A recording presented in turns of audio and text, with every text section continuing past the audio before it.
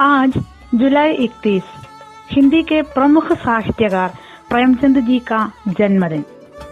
इस अवसर पर हमारी ओर से एक उपज आपके सामने पेश करने की इच्छा रखती हूँ। मैं समझ सकती हूँ कि आप सब लोग हमारी कोशिश अपने मन में जोड़ेंगे।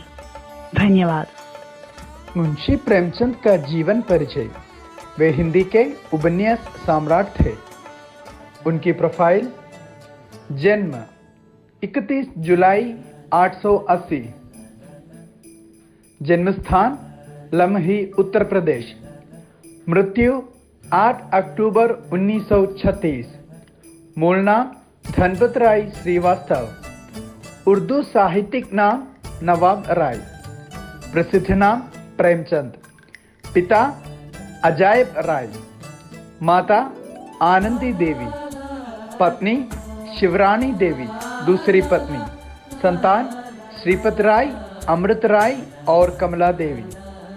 प्रेमचंद जी ने प्रतिज्ञा, रूठी रानी, वरदान, सेवा सदन, प्रेमाश्रम, रंगभूमि, कायाकल्प, निर्मला, कर्मभूमि, गोदान और अपूर्ण उपन्यास मंगलसूत्र लिखा। आपने करीब 300 कहानियाँ लिखी जो मानसरोवर 8 भागों में संकलित है।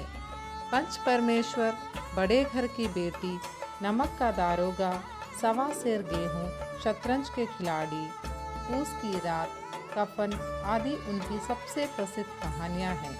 प्रेम की वेदी, करबला एवं संग्राम आपके नाटक है। इसके अतिरिक्त उन्होंने अनेक साहित्यिक तथा सामाजिक निबंध भी लिखे हैं। मुंशी प्रेमचंद की रचनाओं ने वास्तविक जीवन की परिस्थितियों को समझने में मदद करने के साथ ही समाज सुधार की दिशा में भी काम किया है। पूस की रात मुंशी प्रेमचंद की सबसे बेहतरीन कहानियों में से एक है।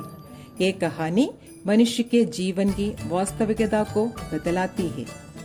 बड़े घर की बेटी एक महिला के व्यवहार पर आधारित है। पंच परमेश्वर एक न्याय पर आधारित कहानी है। उपन्यासकार के रूप में प्रेमचंद का महान योगदान है। गोदान मुंशी जी द्वारा लिखित एक बेहद प्रचलित उपन्यास है। कृषक और कृषि जीवन के विध्वंस की त्रासद कहानी है। निर्मला में दहेज प्रथा तथा बेमेल विवाह के दुष्परिणामों की कथा है और कर्मभूमि में देश के राजनीति संघर्ष को रेखांकित किया गया है।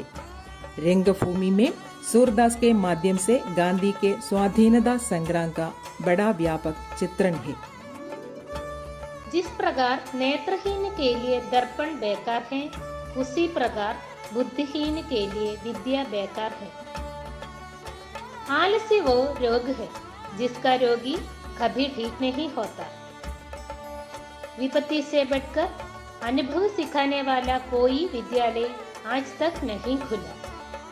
प्रेमचंद की स्मृति में भारतीय डाकतार विभाग की ओर से जुलाई 1980 को उनकी जन्मशती के अवसर पर 30 पैसे मूल्य का एक डाक टिकट जारी किया गया।